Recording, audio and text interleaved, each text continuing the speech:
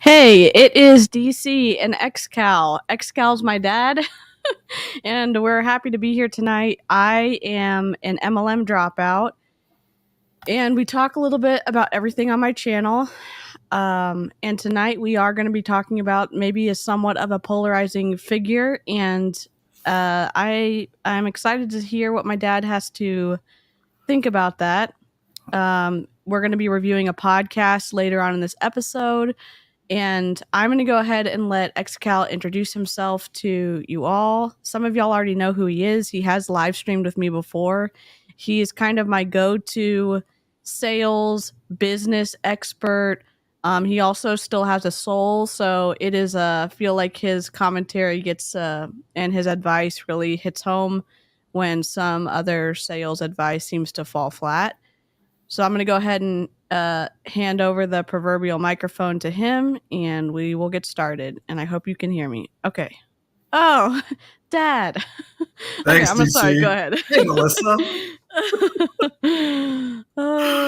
There you go. My virtual daughter, right?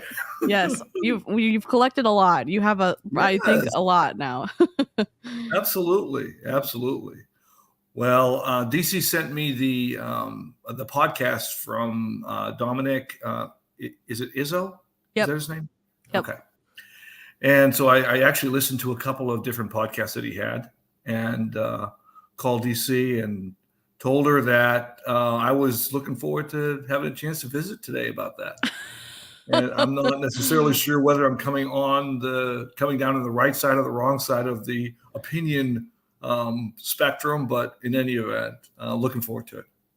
Cool. Awesome. Melissa just said DeeCee's dad is the dad of the anti-MLM movement. And we love that. We love that for him. Hi, Sky. Ooh. Hi, Mermeow. Hi, Jessica. Sorry. Hello, Jessica.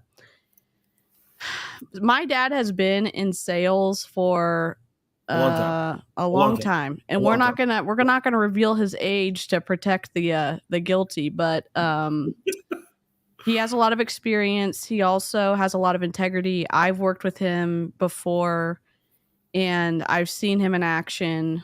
I've also grown up with him, and I know not everyone has a great parent experience. I did. I had wonderful parents, although they were not perfect, and I really respect my dad's opinion. Oh, is that how this is going to go today? Yeah, I'm trying to beef it. I'm trying to like sweeten him up a little bit, or like beef up his ego a little bit. So we, hi Janet.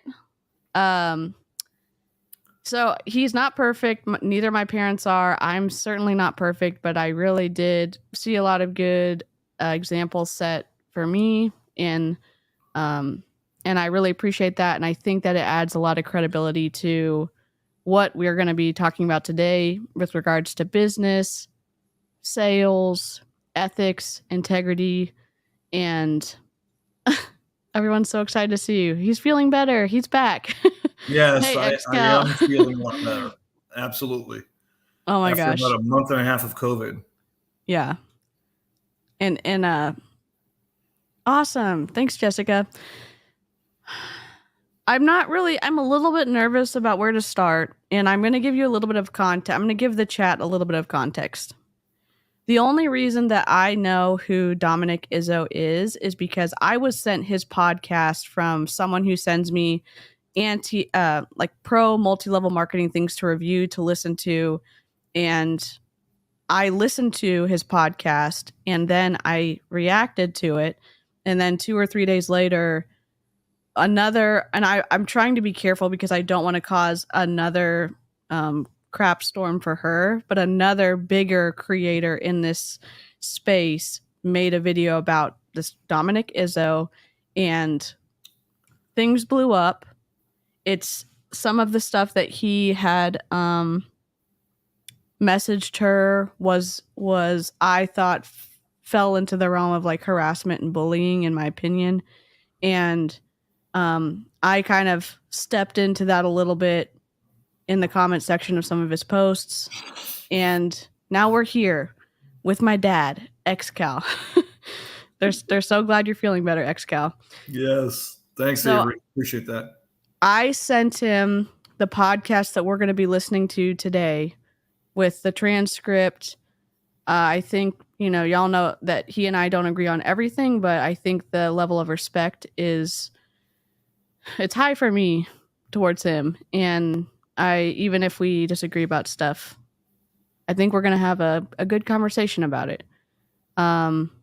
So I guess the first question I have, 𝐔𝐒𝐄,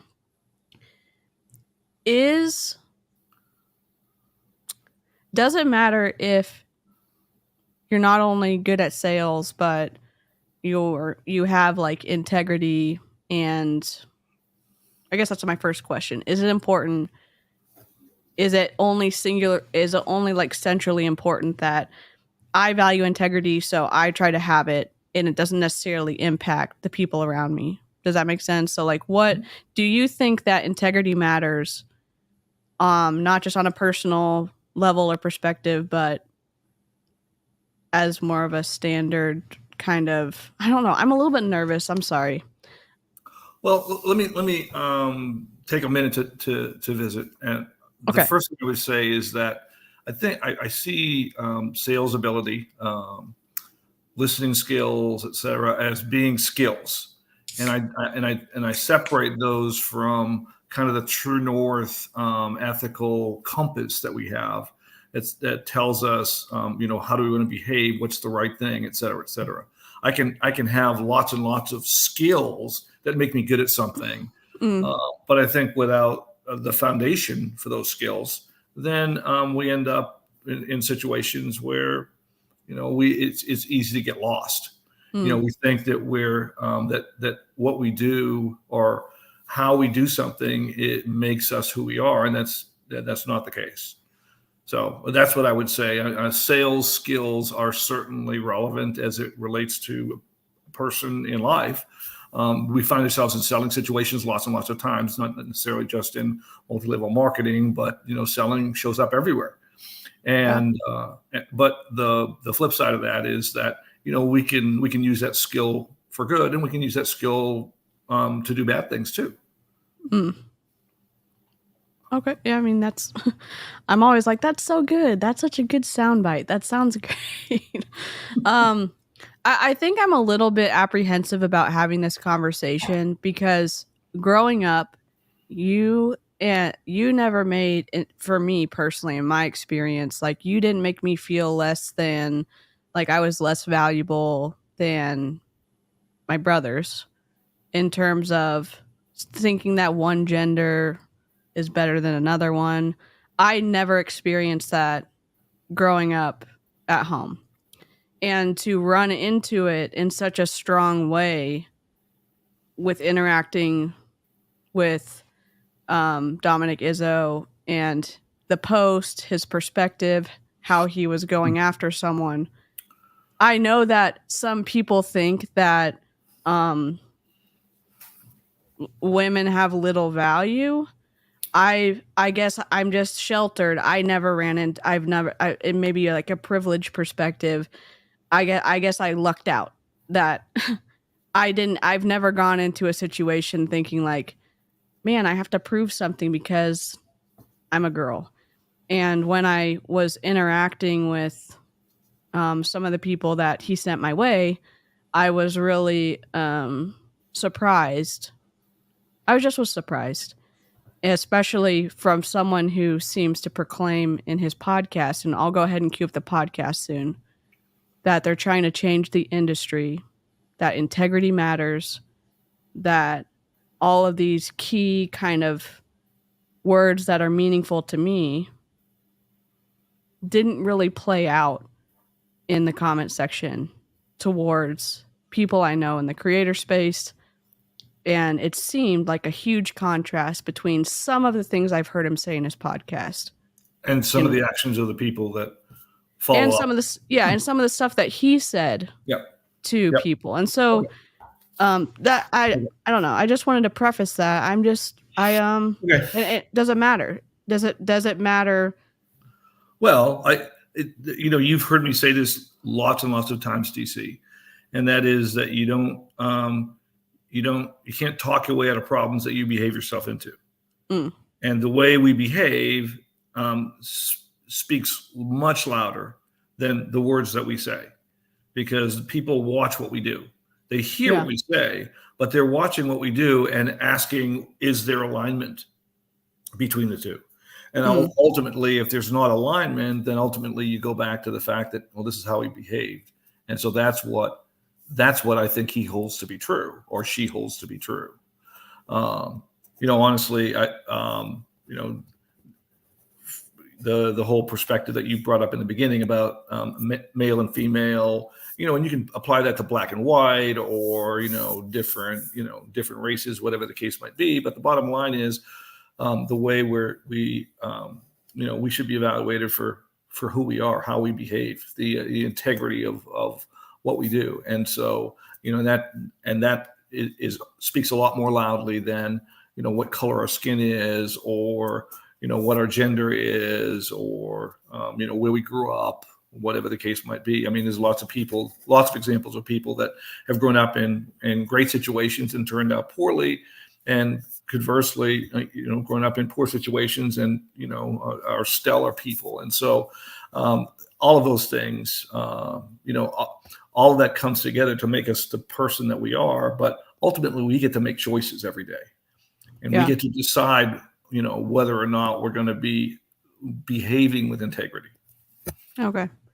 And I think it's hard, again, for me, you know me, I'm kind of an emotional, I feel things pretty deeply. Yep. And I sometimes am able to say, this feels not right. And it's hard to articulate to someone else who's not in their feels as much as I am, to say,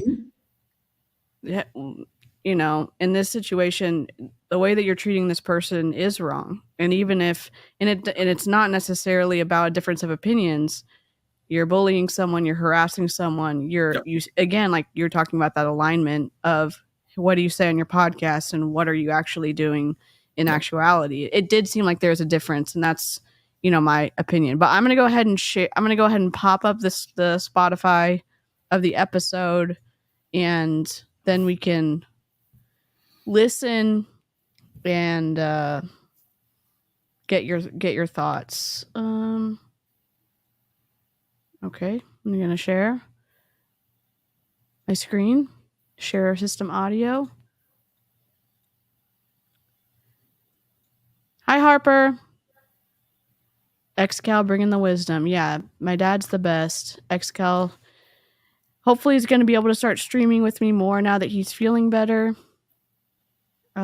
Again, we're talking about who I would characterize as a controversial figure, so please be aware of that.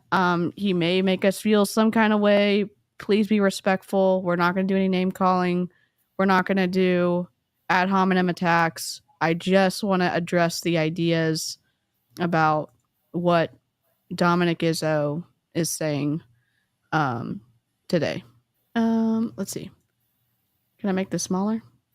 I ran into this problem last time too. That's okay. Oh, too small. Gosh darn it. Is this all right? Whatever. All right. Okay. Sorry, Janet. Yeah. But again, don't take it out too long, because 𝐔𝐄 is going to give us all the good parts. Okay. Amazon Business honors Ricardo Gurgel, owner of Veggie Root Tavern, this week with business buying easier than before. Yum. Today with Amazon Business, Shannon Stuckey of Walburn Woodworking helped her team buy 63. there it is. Thank you, Melissa. This is the Bull of MLM Network Marketing Warfare podcast. This is going to be a good one today. We're going to start doing interviews on here so you can start hearing the viewpoints of other people in this industry. If this is the first time listening to the podcast, this podcast is all about the network marketing industry, the critiques, the good, the bad, all the garbage and the shit that you've been lied to, everything you need to know to discern and make your own decision in prepping and going forward into your network marketing business and making it more successful. I have a guest today. This is going to be the first time I've ever interviewed anybody for this specific. Okay, and Dad, just to give you a heads up, the person he's interviewing is also slightly controversial, but in the chat, please do not. Let's be on our best behavior. Okay. Podcast from 𝐓𝐇𝐒𝐄 Lifestyle Inc. I've got Elaine. Oh, never mind. He's going to say her name, industry. whatever. Thanks for sitting in with me today. I've been trying to get you on for a few weeks, and you and I have been playing hit and miss for a couple months, talking about doing something together. And this is exciting. This is awesome. Thanks for doing this today. No problem. Thanks for having me. All right, let's get right into this. Network marketing. It's a load of shit. It's a pyramid scam. It's garbage. It's bullshit. A lot of what I see you doing on your Instagram, _Lifestyle Inc. is you take on these critics, and that's how we connected. Was your passion is debunking anti-MLM haters. Absolutely. Why are you taking that on, and what was the point for doing that? Well, I initially, when I started looking on YouTube, when I started looking to post on YouTube and post videos on there, and I was doing my own research, I noticed that every single thing that I pulled up about multi-level marketing was negative information. So I started looking at some of the videos and listening to them speak, and I'm thinking, this is false information, or like, this is not how the industry is. So I would comment on their pages and let them know that they were given, that they had some false information or half truths in their videos, and they would cuss me out. So I would wound up. That's not exactly 𝐔𝐒𝐄. I'm not trying to diminish her experience. That's not necessarily the experience from the screenshots that we have from this person that he is interviewing. Again, and I think you and I have disagreed a little bit about, not disagreed, but you think some things about multi-level marketing that, we kind of like went back and forth a couple times on our live. And so it's, and I do understand trying to put your best face forward if you're being interviewed for a podcast. But again, it is interesting. She's talking about half truths and the situation that, from what I've seen on her commenting, it doesn't paint an accurate picture, in my opinion. Sorry, I'll keep playing. I know that you don't have any experience with 𝐓𝐇𝐄, so this is a different video than I had. Oh, that you had sent me one about that Dominic had done that was related to, I guess, a comment that an anti-multi-level marketing person had made. Someone who had left the multi-level marketing industry. Yeah, she perceived herself as being successful, but that her. Anyways, so I don't know. That's the girl. That's the girl that he was bullying and called the C word and a B word on his. So that he was. I listened to those podcasts, and he said that he was going to try to be more level-headed when he was describing it. But again, I listened to that with a little bit of frustration. Can people change and change their delivery? Sure. But to do that several days after you called someone the C word and the B word, and that you were told that you basically had no control over your response, and that someone pushed you to that, it felt a little. Not his fault. It's somebody else's fault. Right. That way. Okay. Yeah. So that was the one thing that was interesting. We see this thing that's going on in the podcast. Okay. And then we see this other stuff that's going on. But this is going to be kind of a love fest, because apparently Elaine is an MLM pro person, and he's obviously an MLM pro person. And so it's going to be a Yes. little bit of a love fest, and let's talk about how dumb the anti-MLM folks are. Yes, correct. Okay. Yeah. As long as I know where we're coming from. Yes. All right. Oh, geez. There we go. With them on their YouTube videos, and then of course some of them would just delete my comments altogether. Of course. So that's what kind of pushed me to start creating my own content where nobody could delete it and debunk what they were saying. So that's literally how I got into it, is because they were not open to hearing a different side, or they were not open to hearing anything positive, or even talking to people who have had positive experiences. Well, let me ask you a question. Why would you even waste your time? We know that one of the things, this is an industry of talking to people. It's conversation. And, it's like the people on my team, they're like, yeah, I talked to this so-and-so the other day, and, they said it's a scam. And I think that, we could really get them to change their views. And my view is I don't beg anybody to date me. So why would I beg anybody to change their mind and do business with me? So why was this so important for you to, because you take this on pretty hardcore. Why would you waste your time with these people? So my whole purpose for getting into the space of debunking anti-MLM content is not to change their minds. It is because I know that there are people who are researching the industry, and they deserve to hear both sides of the coin. So the fact that they only report negativity, I use anti-MLM hashtags for the person who is thinking about getting into multi-level marketing, or who have already gotten into it and are starting to get second thoughts from it. I obviously have a lot more context about her than you do, 𝐔𝐒𝐄. There seems to already be a positive portrayal of multi-level marketing from the recruiters who are looking to sign people up for the business model. Sure. And originally, the people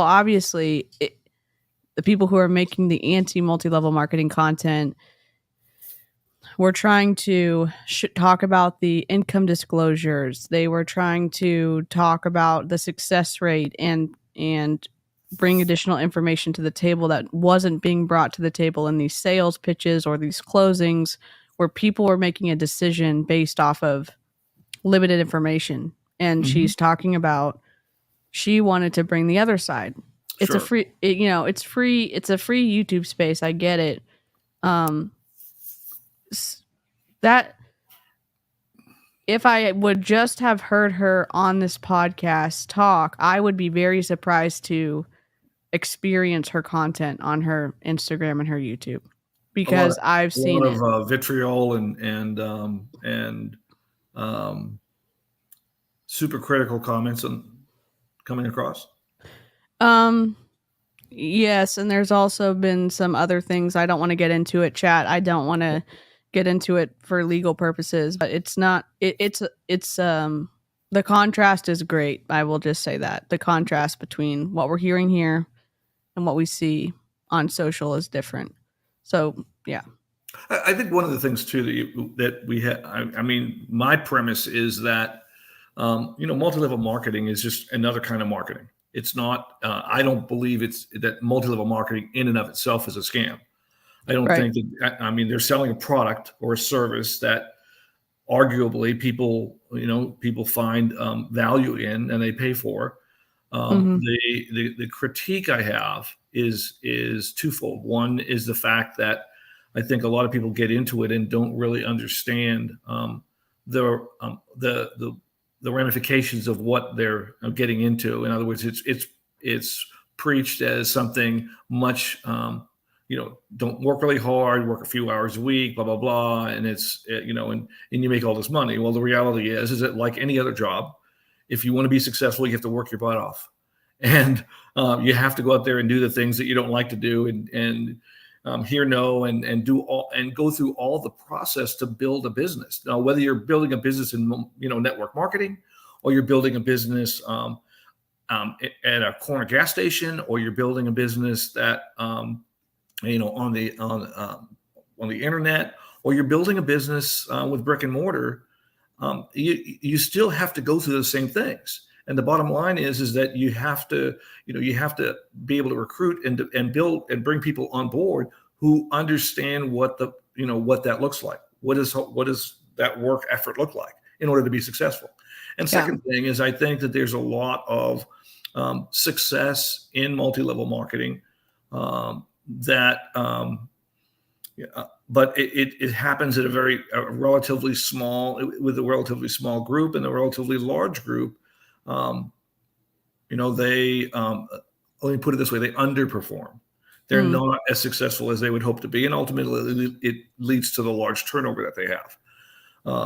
And so I'm not of the opinion that that multi-level marketing in and of itself is a scam, although there can be scams involved in multi-level marketing, just like there can be scams involved in any kind of business.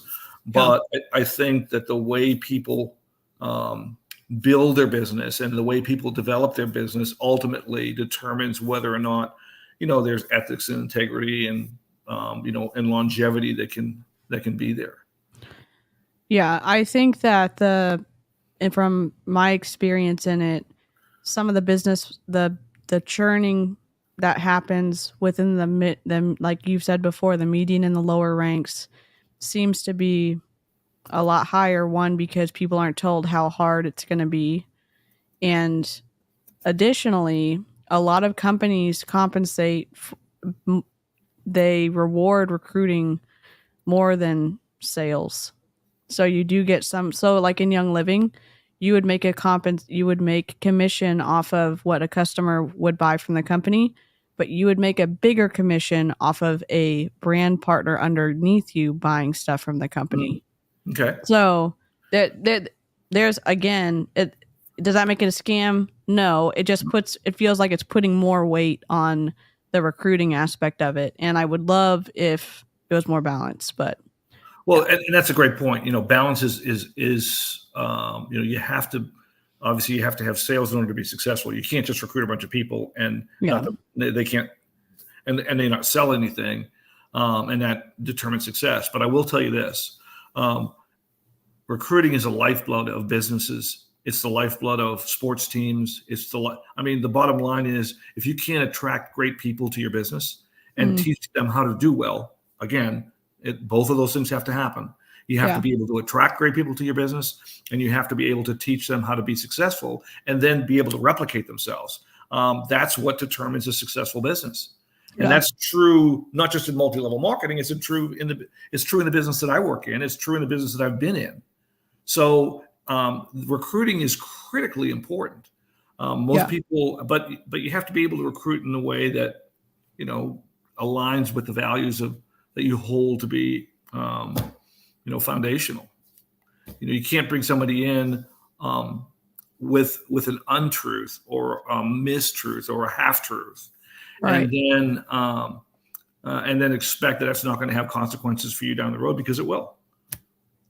Yeah, and again, I think that is another slice of the issue that I have is the information being presented. Is it inaccurate? Sorry, Caspian. Is it? Is he happy because his hair's growing back out and now he's feeling more like himself? Yeah.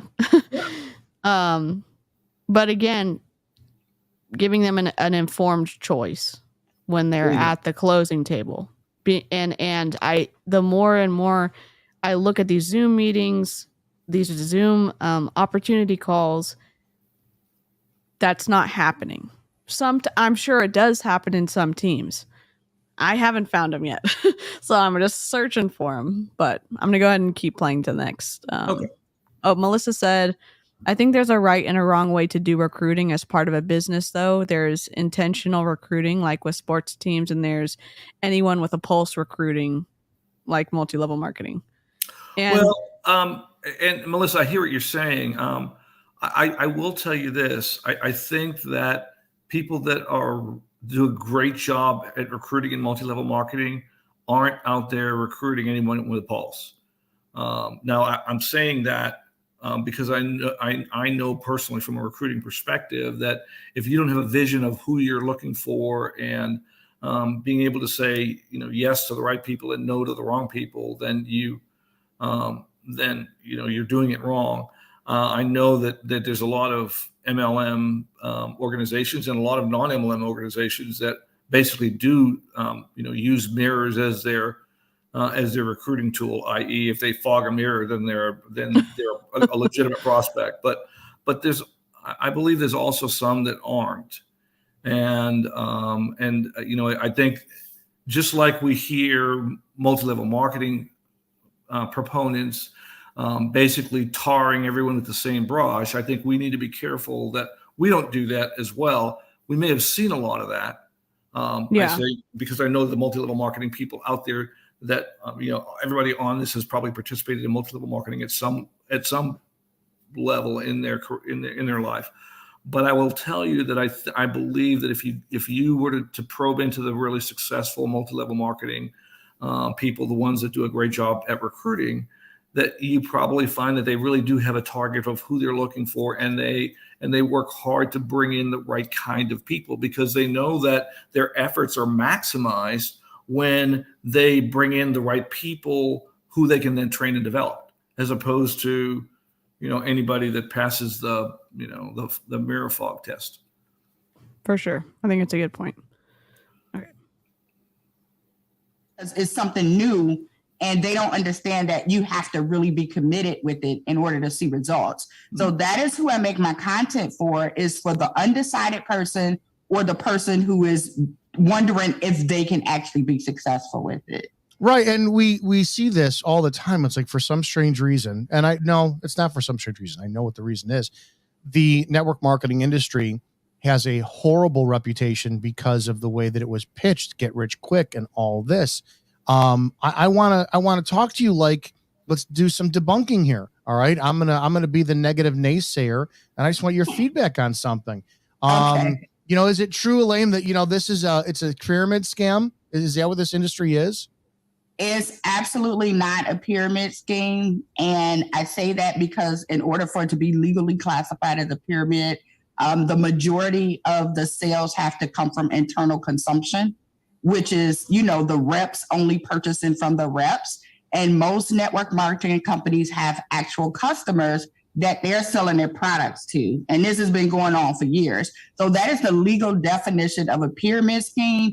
And it's not just, oh, you recruited, so you in a pyramid. No, people make stuff up all the time versus sticking with what the actual definition is. I show people that the way you have the definition of a pyramid scam is when you exchange $1 for no product or service. The Robert Kiyosaki business model from his book, Business of the 21st Century, which, if you truly want to get in this business and be successful, that's all you need to do is read this book and understand it. There's a lot of other things. You need people skills. You need to learn how to talk to people. There's a lot of sales skills in this. But the business model which he sets up is, instead of us going after customers, we need to create business owners who are their own customers. And the first time I saw that, I was like, wait a minute. So if I pay X amount of dollars for a franchise fee, so to speak, to begin this business, and I take my product every month, all right, and I broke it down into 3 C's. Well, number one, I'm a consumer of the product. Number 2, I'm in the culture, and number 3, I get cash flow. So I'm just paying every month to keep my business afloat. And I was like, holy shit! I wish somebody explained this to me years ago, because then all of a sudden it's like, well, you're paying so that the guy above you makes money. Yeah, but I saw value in so many different areas. So I go to the gym, and every month $60 is taken out of my account. I watch Netflix, and every month $12.99 is taken out of my account. The value is I get to go to the gym, and I get to use their weights. I get to use this stuff. The value is Netflix. I can watch whatever I want, whenever I want it. Network marketing, you're buying a product every month, and you're entitled to product, culture, education, potential to make money. When that hit me, the first 10 years of this industry went by, and I went, oh my God, was I so stupid that I treated this like a sales job, when it ultimately is, you're providing value. And there has to be sales. I mean, the bottom line is you have to sell. Yeah. If everyone who's been involved in multi-level marketing understands that, having a room in your house with a bunch of product sitting in it because you have to buy so much every month isn't a long-term viable opportunity. So Right. unless you're prepared to build a selling organization, and I think that Dominic ultimately does that and is in that business. I mean, that's kind of how he sees the opportunity, as opposed to this lifestyle choice. It's a lifestyle business. I mean, the bottom line is you better get up every morning and be prepared to A, sell your product, and B, recruit people to sell your product. Otherwise, you're not moving forward, you're moving backwards. Yeah, and I guess because I was part of a company who we did inventory load, and it's hard to not add additional information to that statement that I'm buying so that I have access to all of these things, and I'm buying access to the potential to make money, when it's more than that. It's more than, like what you were just saying, it's more than just buying the product. You do have to recruit and find people to sell, or you have to find people to buy the product. But again, one of the big things that's hard to overcome for me personally is that most independent contractors in multi-level marketing, they can purchase volume towards their rank, and their upline gets paid on what's purchased, even if I never move that product. Yeah. And so that's a really hard to overcome for me. Well, in business, in a non-multi-level marketing business, if Walmart grew their business by building their inventory in the back without selling it out in the front, yeah, then they would very quickly go out of business, because that's not a model that works when you're in the retail business. And frankly, multi-level marketers are in a retail business, and their inventory, that the amount of inventory they carry, typically shouldn't be increasing every month. It should be level. In other words, they should be selling as much or more than they're bringing in. In fact, ideally, they would be turning their inventory 2 or 3 times a month in order for that to be successful. That's how you want to be successful in an inventory business, is you want to figure out, how do I increase my inventory turn from 2 times a month to 3 times a month to 5 times a month to 10 times a month. If I can turn my inventory 10 times a month, then that means that I'm selling 10 times the volume of what I'm carrying every month. And that turns into net profits. That turns into extra money. But if you're carrying inventory that's growing every month, and you're turning your inventory 1 time a month, then you're in a non-tenable long-term situation from a business standpoint. Right. I'm talking about, the things they do, the things they evaluate in MBA kind of analyses and so forth. So, multi-level marketers want their businesses to be seen like every other business, and it is. And so the bottom line is that what's important for those businesses? A, their P&Ls. B, their inventory turns, if they have inventory, and multi-level marketers by and large have an inventory that they are turning. And C, are they bringing in the kind of people that are going to grow and develop their business? Or, because ultimately, if you bring in a bunch of people that don't do that, then you get stuck, mired in trying to weed through all of the questions and the whining and, this isn't fun and blah, blah, blah, blah, blah, as opposed to the training and development that you'd be doing with people that you think are going to be building your successful organization down the road. Yeah. I feel like you're adding so much to this conversation. I should just pop out my video and just let you you talk to Dominic. Okay. Could not believe I saw the value in it, but it took a different angle for me to see that. All right, let's talk about, hey, the number or percentage of people who actually succeed in this business is so low, and the failure rate is so high. Why do so many people fail in this industry? That is a loaded question. I feel like a lot of people fail in this industry because, if we're being honest here, which I've watched your content too, we're both very honest and blunt people. I feel like people don't have the level of influence in their circle that they think they do.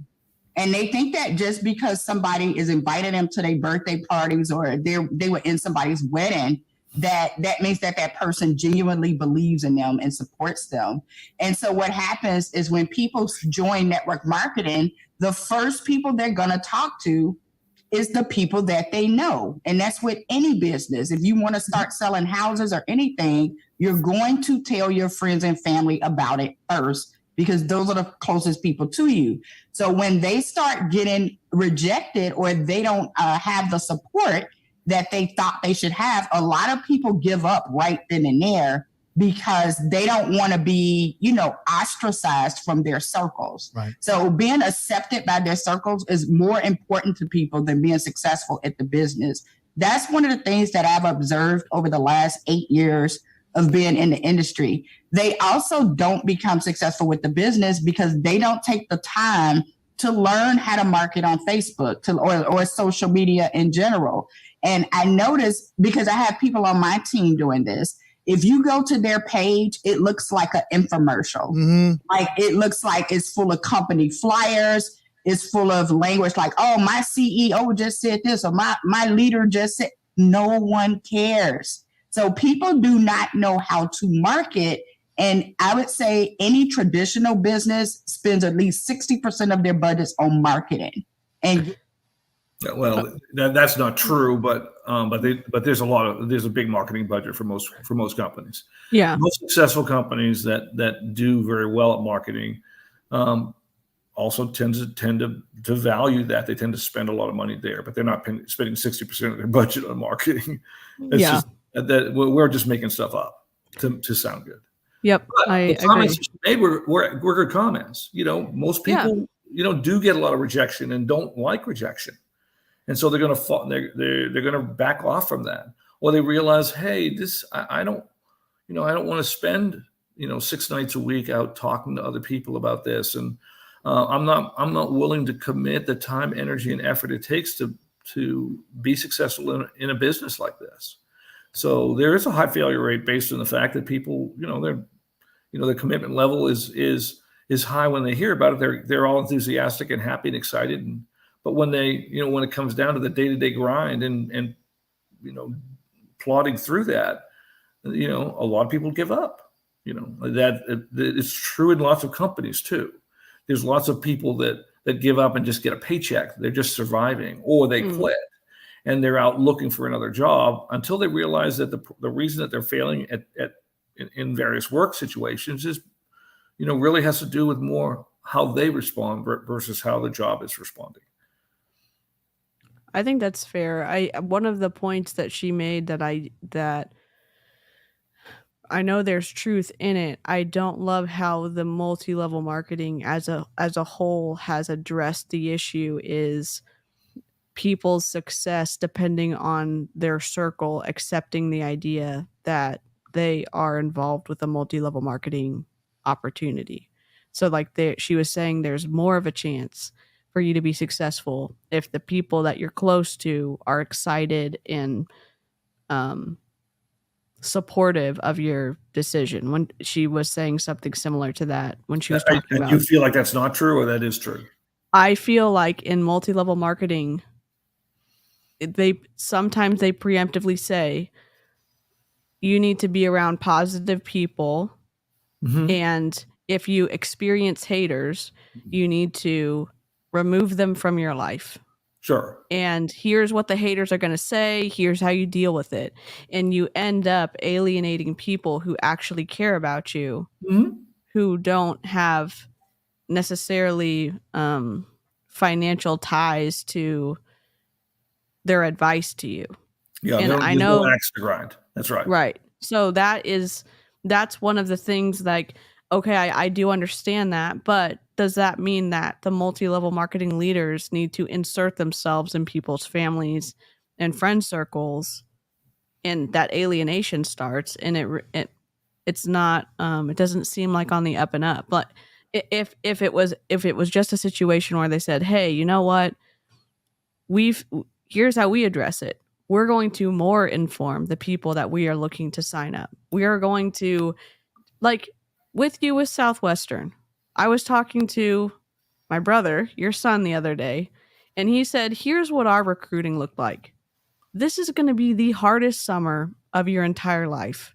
You're probably going to want to quit because you're going to be working 15 hours a day in the beating down sun. You are going to be going door to door selling educational material. Some people might sick their dogs on you, and you're probably going to have blisters and chafing in places you never thought imaginable. And you're going to get paid at the end of the summer when you close everything out. How does that sound? Well, if someone thinks it's going to be the worst experience of their life and they still say yes, you probably are sifting correctly to find those people that understand that this is going to be horrible and hard.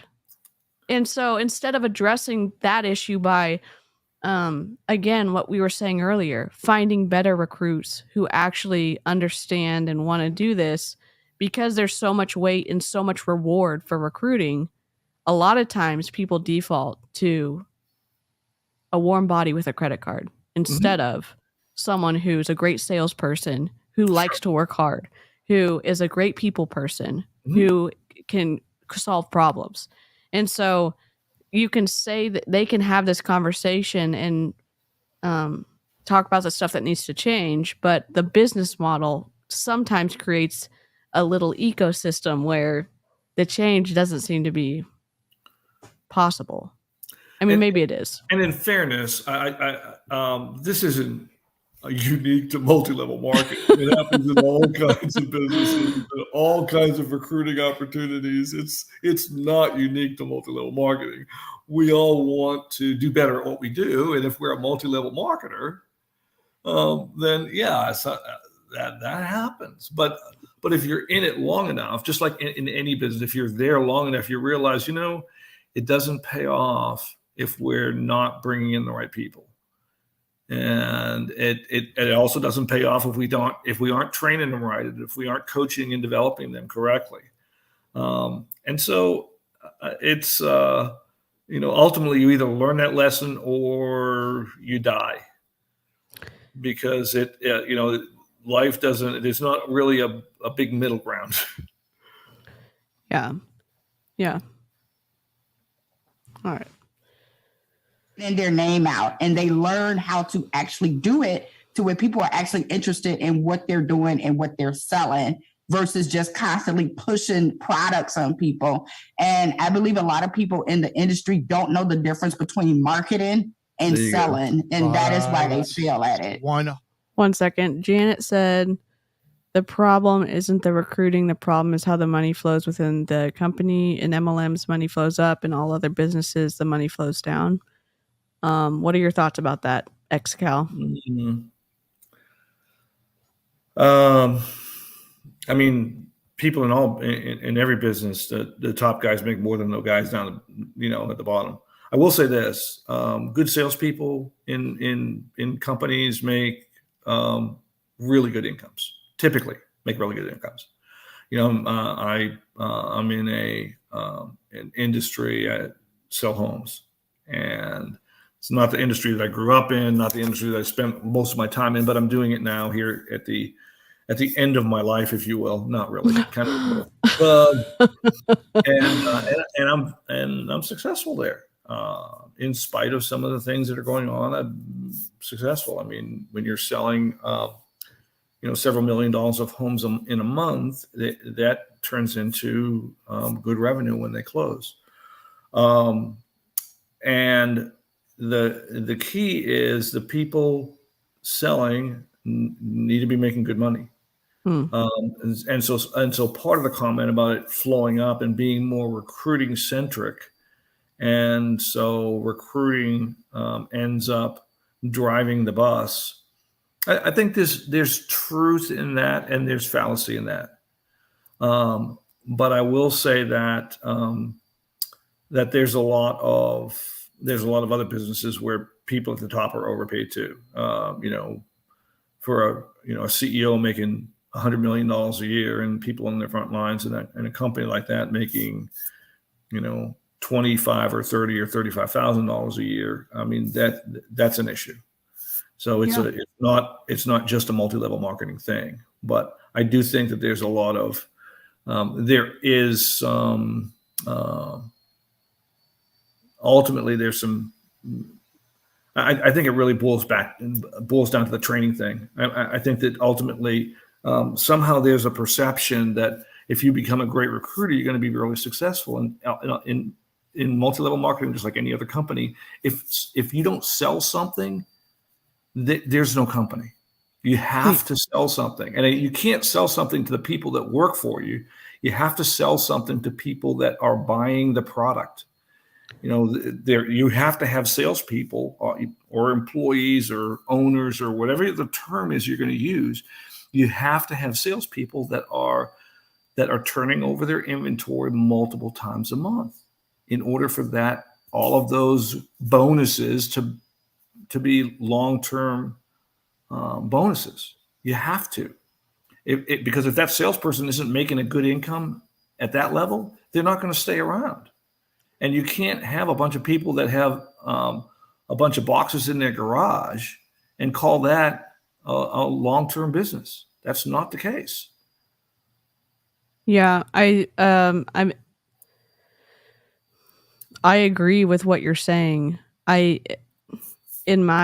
what I experienced in Young Living and what I experienced in Mary Kay, less in Mary Kay because it's the system isn't really set up to inventory load as much over there. But in Young Living, because every month you purchase 100 PV in Young Living to access your commission. That was the requirements to access the commission below you. So if you didn't buy a bunch of product, then you didn't get paid for anybody else in your downline that was selling. Correct. And so now, could you have bought that and sold it? Yes. There's no way in the recording system in Young Living itself to be able to notate this person bought $100 and they sold 50, so we're going to pay on the 50 or whatever. There's no way to track sales, to track actuals. Yeah, so that it's more about tracking volume purchased from the company. So that's the one. Yeah. So I think that's how some people run into this inventory loading because while some people do sell, I get that. The way that the compensation rewards the independent contractors in the company is through the purchases of the volume. So and the recruiting that goes on. And the recruiting. You have you make more money from a recruiting side than you do from the selling side. Yeah, and for sure. So in Young Living, at one time, our grandmother, leader, whatever, she was recruiting 500 people a month, and she was getting $50 a person to just recruit. Oh, was that like a bonus on top of it? It's a bonus. So you get $25, which is 10% of the premium starter kit. And then you get $25 if they either scheduled a recurring order or if they additionally bought $100 worth of product on top of their starter kit. So you got 25% of that, and you got 25% and so you got $50. So the leader in Young Living, so for 15 months, she was doing over 500 recruits a month straight. So she was making a good chunk of change doing that, and then she was also making grand. I mean, you're talking about $25,000 just on recruiting, not on her commission. So it's there is reward there. Sure. Okay. And there's and I'll say this: there should be, in a situation like that, if someone is bringing in that many people. Now, the bottom line is that how many are staying and how many are able to replicate that behavior, because again, you're trying to create replicatable processes, whether it's a sales a selling client that's a replicatable process, or whether it's a recruiting person who then ends up bringing more bringing other people in. You're trying to build replicatable processes, because without that replicatable process, your business stagnates. Yeah. Yep. Sorry, there's lots of comments. You drew a lot of people. Yeah, and if they have questions, certainly let's put them up in the chat and talk about them. Okay. Okay, so if y'all have a question, I've never had to say this before, but can you type question in before your actual question so I can see it and pop it up for 𝐔𝐄? That would be great. I know y'all have asked questions. It's just hard to. Yeah, because I don't see any of the chat that you. Sorry, I will pop them up for him. StreamYard's a little limiting sometimes. Sorry, guys. Okay. 100%. Touch upon that a little bit because we have so much to talk about today. In your views, what are the key points to marketing versus selling? I would say selling is, hey, check out my new product my company just launched. Or, hey, we got this flash sale going on. Head over to my website and purchase it. Or, hey, support me and share this on your page. So selling is really self-serving, and marketing is presenting a problem that people have and showing them how your products can solve that problem, because that's what entrepreneurs do. We're problem solvers. Mm-hmm. I feel like it's a little bit of a word salad. I'm in marketing, and it's just. Yeah, she's creating definitions. Maybe it will be that Webster's or Merriam has reached out to her to develop some new definitions for those terms. But the shade.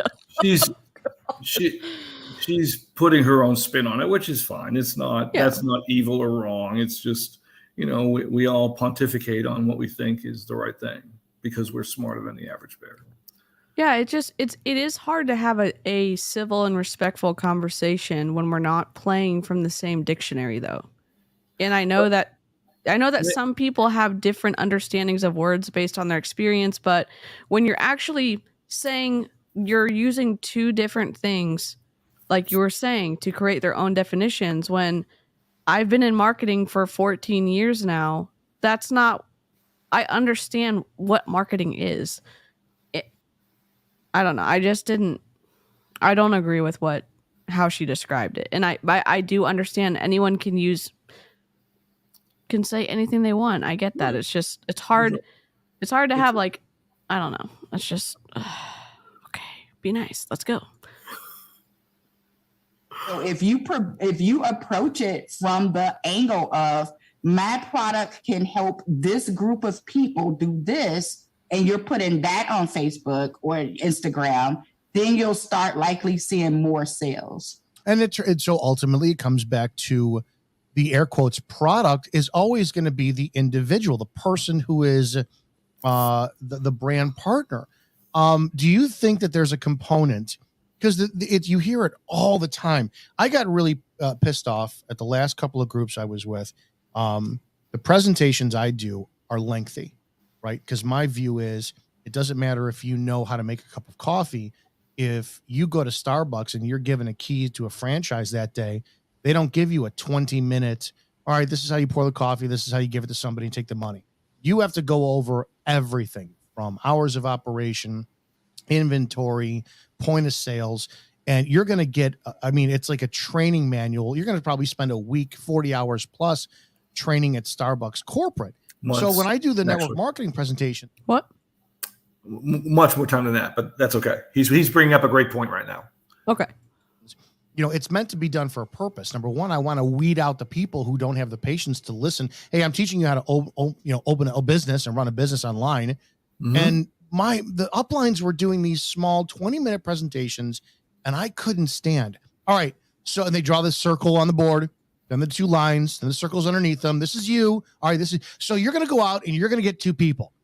And every time I hear that, it would piss me off. Like, do you realize there are some people that because they're not trained very well, you're going to go out and get two people, could take them a year to do?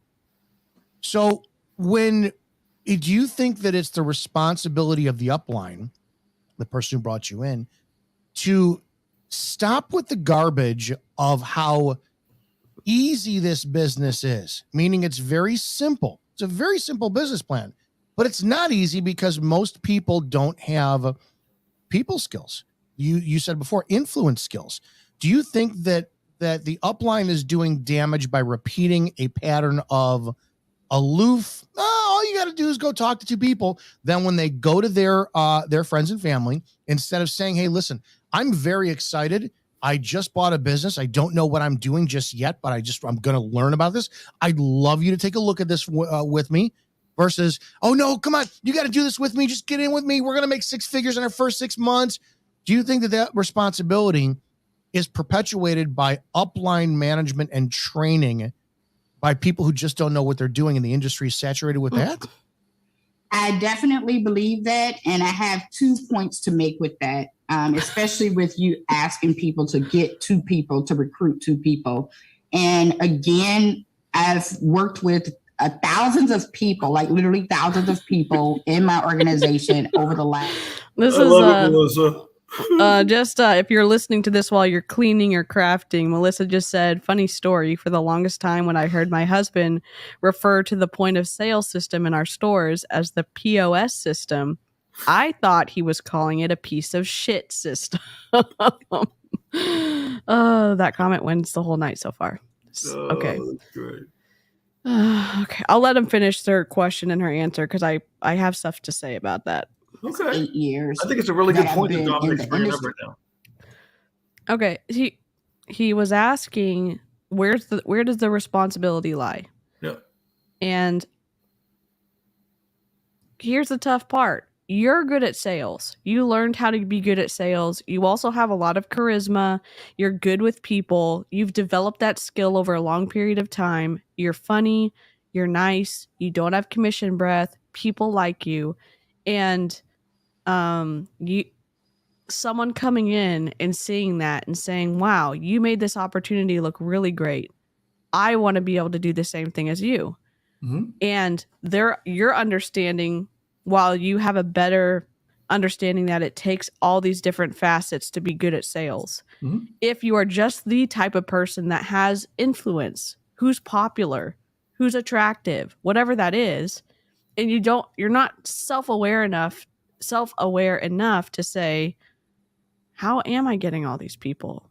Well, you just show up in your stories and, you talk about whatever, and then people message you and they want to sign up with you. Well, to someone who is not popular, they don't have great people skills, they don't have that charisma, they don't have that kind of magnetic personality that attracts people to them, there is a disconnect. It does seem like there's a disconnect. Now, is it intentional on the part of the leaders? I don't know. Are there some leaders in multi-level marketing who are good trainers? I think so, but I don't know where I was going with that. But it feels like he's about to ask, who's responsible for recruiting all these people who aren't committed, and it's more complex. I heard a different comment from Dominic on that one. Okay.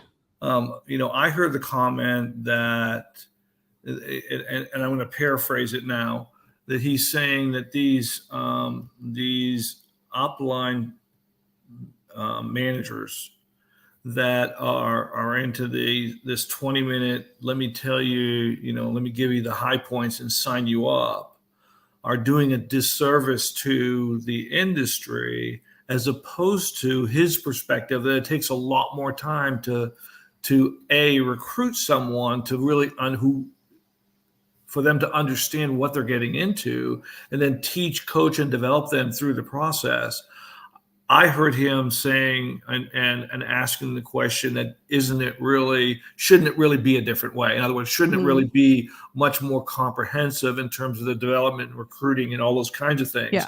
And frankly, I agree with them. I think that is absolutely, whether it happens all at early, or it's extended out through some more extensive training program.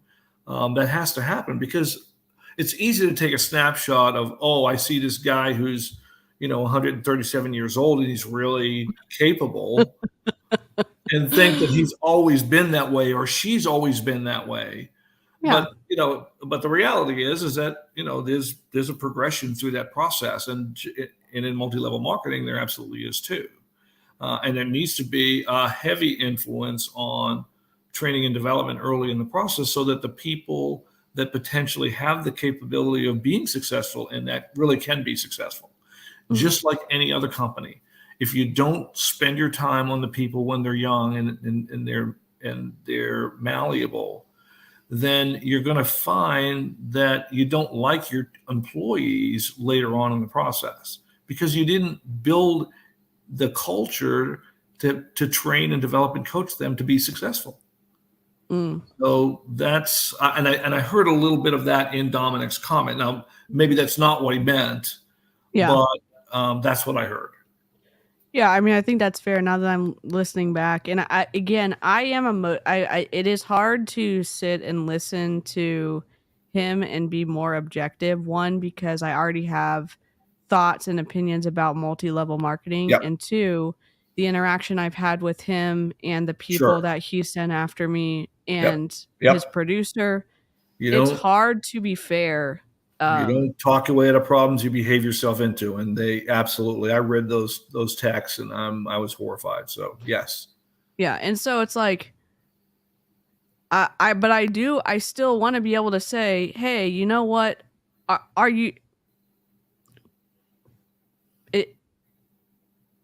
nod to the points that make sense, and then, but without forgetting all of the other things that have gone on. Sure. And it does seem like if you were more consistent across your social platforms, mm-hmm. if he was, that like some of these type of ideas would drive home, but then we see other stuff going on. So that's just, again, that's my struggle that I'm trying to overcome as we're listening to him and Elaine. And one of the things that I know, when somebody is brand new into the business, they're trying to decide if they trust you enough to even introduce you to the people they know. Because they feel like, if I tell somebody about this business and, what if these people do wind up being a pyramid scheme or something, then that reflects poorly on them. So I feel like a lot of it is understanding people and to understanding that they have to trust you. And a lot of times in order to, now me, I didn't care. I just thought it was, my selling point for my business was, you're going to get a tax break and you're going to save on your travel. Okay. So there, let's stop that for a second. That is a 100% concrete, provable benefit that people get immediately. So unlike you're going to make six figures in your first 6 months, which can it be done? Yes, mathematically it can be done, but I've only seen that done once in 15 years. But when it comes down to tax break. Did you have something to say about what Charlene? No, I'm just reading some of the comments that folks are writing. And I mean, obviously there's a lot more history tied to this Dominic 𝐒𝐒 guy than, the two little podcasts that I heard. Yeah. And, people can say the right things in small segments, and you walk away and say, there's truth in that, regardless of who's saying it, if you will. But, if he's,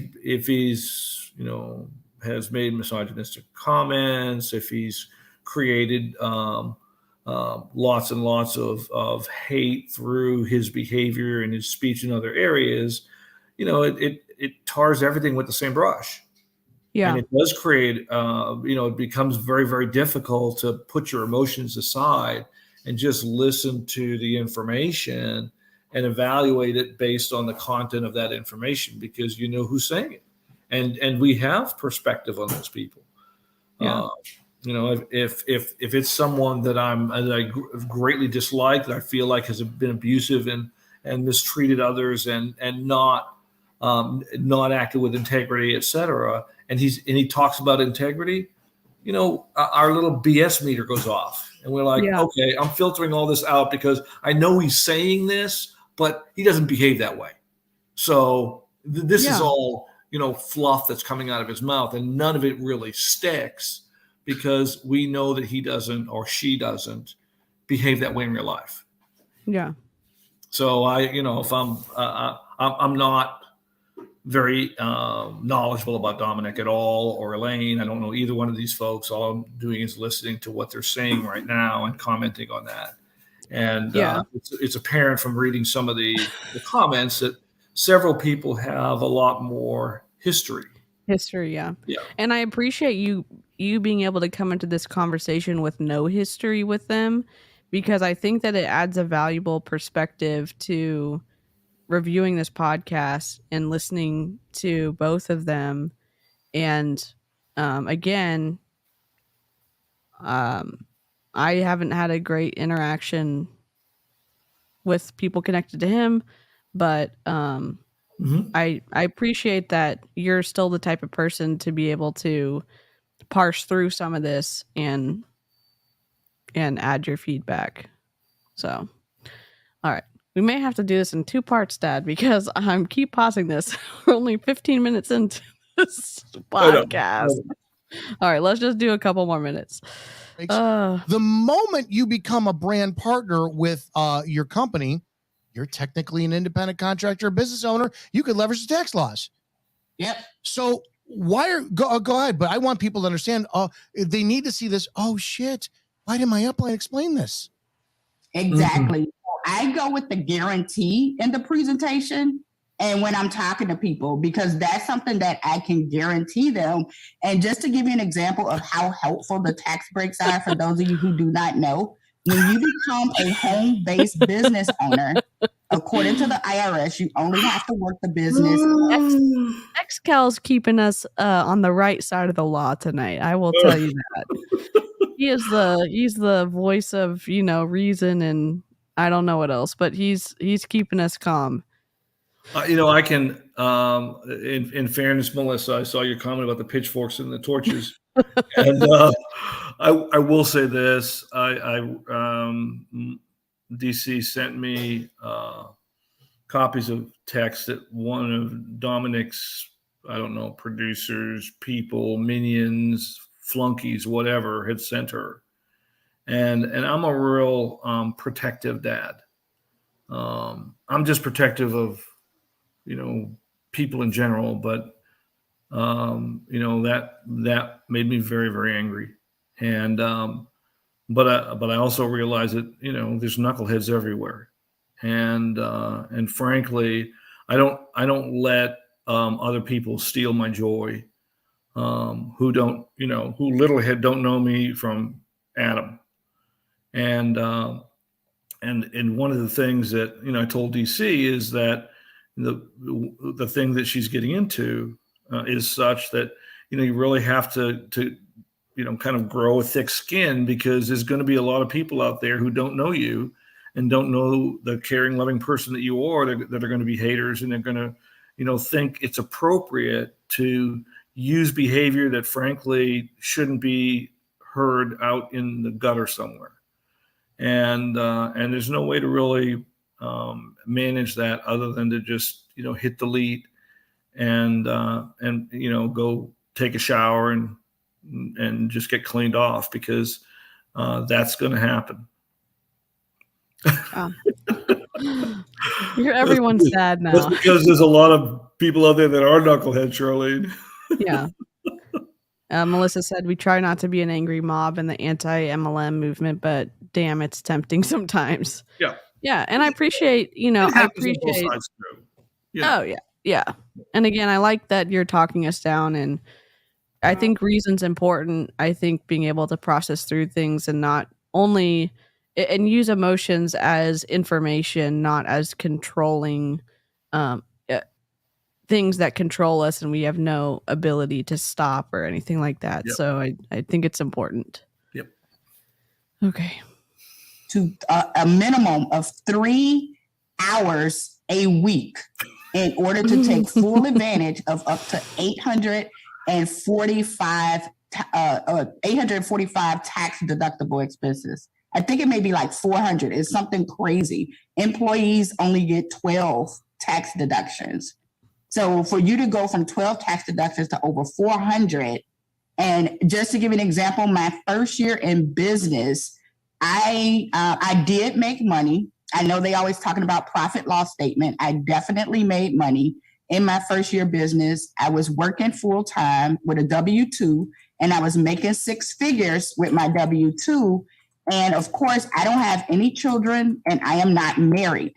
My tax return from having a home-based business and being able to write off things like my cell phone bill, my mortgage insurance, and my vacations and things like that, things that I was already doing anyway, I got back over $6,000 on my federal taxes and another $1,200 on my state taxes. So let's stop right there. That's $7,200 right there. Yes. What did it now every month? Here's where it blows me away. And I don't mean to call people stupid because I was stupid once too. Right. So people don't get this. The average, I think, to get involved or stay involved, that's right, in network marketing businesses, you have to have it's a membership subscription based business. So if you're spending because people have to look at the terminology. Well, you mean I got to spend money every month on a business on get product? That's the number one thing. Well, please don't be smart. Don't put logic out there. Off the bat. What blows me away is I always say that it's like, wait a minute. So if you owned a business every month, you'd have to pay rent and heat and AC. Well, yeah. So it's your overhead. So let's just say 150 is what somebody has to pay per month times 12. That's $1,800. I'm gonna do this again. 150 times 12. That's $1,800. So wait a second. It's $1,800 and 7,200 minus 1,800. So this is what people don't get. Let's just say that your overhead was $150 a month. So it cost you $1,800 to run your business for the month. You got back 7,200 for the year. For the year, which that 1,800 was covered. So number one, your product was free for the year, and you made $5,400. Yep. So please, can you tell me this is a scam? This business, it's a scam, right? I don't. My math isn't the best in the world, but I don't. So can you add some? I don't know. Add some of you to this conversation, please. Okay. First of all, having a business, and we have, we personally, my wife and I have several. We own rental real estate, and I ran a business for a number of years, our own business. So yes, you do get to write off certain things. Like if you have a home run business, you get to write off some portion of your mortgage, not your entire mortgage. You get to write off, perhaps your cell phone, things of that nature. But the only way to get money back, like Dave mentioned earlier, is to have income that is going against that. So the bottom line is that you have to be making money. Now, you could be making money at your $100,000 a year job in order to capture more income back from a tax perspective. But there has to be income made somewhere. So the whole it doesn't negate the fact that it's a scam or justify the fact that it's a scam. If you're making, you're getting extra money back on your tax returns, it just says that there are legitimate expenses that you can write off that go against earnings that you have, whether they be earnings from your multi-level marketing business or earnings from your W-2 job. And the bottom line is that you don't spend $1,800 a year to get $6,000 back. That's not how it works.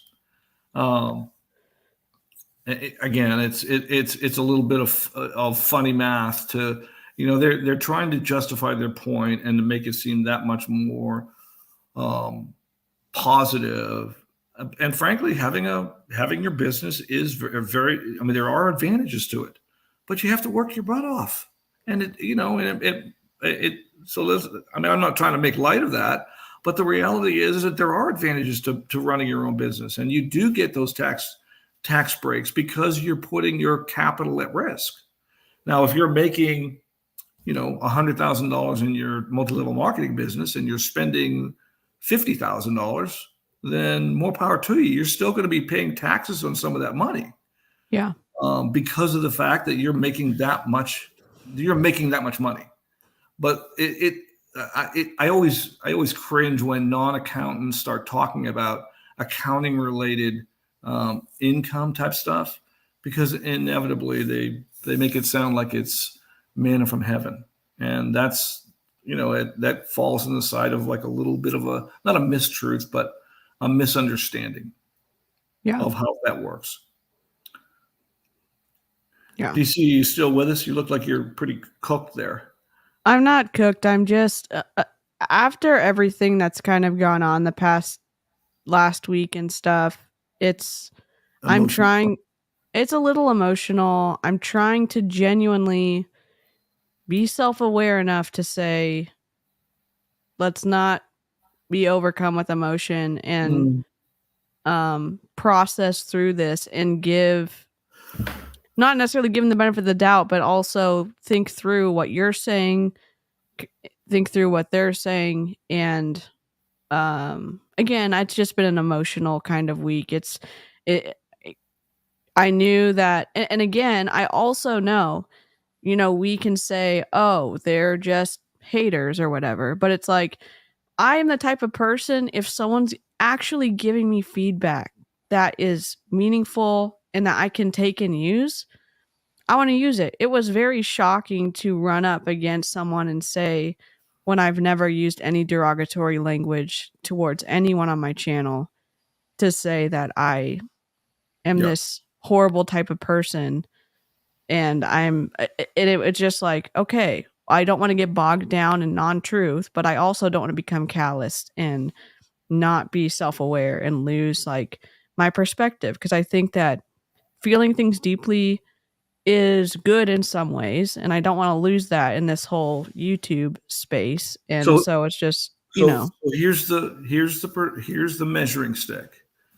Has that person earned the right to give you feedback? Okay. And if those are the first words out of their mouth, then they lose that shit right away. Yeah. 𝐔𝐒𝐄 𝐃, like a coin. Mom's gonna be watching this replay and she's gonna be like, and I'll be in trouble if she hears any bad words coming out of my mouth. I'm gonna have to put a NSFW on this video. I already said a bad word, so it's okay. But I mean, people earn the right to be able to give you feedback, and if they, and they can lose it right away. So in those kinds of situations, they get the button turned off.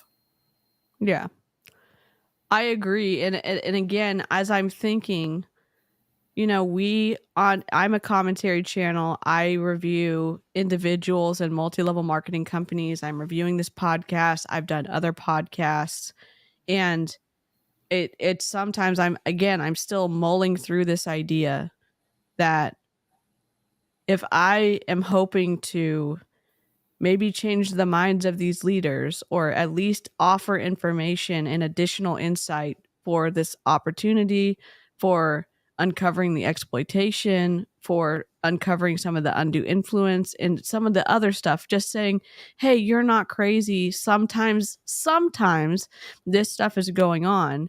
I'm hoping to do it in a way that maybe someone's not initially going to be turned off when they hear what I'm saying. And again, do they have to be excited that I'm reviewing them on my channel? Heck no. They're probably, this person got irritated, and other people have too. But it's just like, I don't want to be like, oh, well, this saying of they're just haters applies in my situation because I'm magical and shiny, and it doesn't apply in their situation. So it's like, I don't want to be a hypocrite, basically. I don't want to. Yeah. And so it's just, I'm thinking about all of that while we're reviewing a podcast. So and again, your advice and, my spouse's advice of, hey, maybe just get off YouTube or develop thicker skin. It's like, okay, I'm going to develop thicker skin. We're going to give YouTube a little bit longer of a chance, and I'm going to figure this out. So, 𝐔𝐄, I maybe we'll have to do this as a part 2 because Gotcha. I don't want to keep you, and I don't want to keep the live chat. And it seems like this reaction is taking some time to at least for me to get through. Okay. Okay. I'm you good if you want to do it tomorrow or next week or whatever's good for you? I'm up for. Let's do part 2 tomorrow. Okay. And live chat, you've been incredible. Thank you so much for giving us amazing questions, being a little spicy. It's a spicy conversation. We're talking about polarizing figures, topics, stances, and I appreciate the candor. I appreciate how honest y'all are with how this is hitting you. And replay crew, you know that we love you guys in a non-culty way.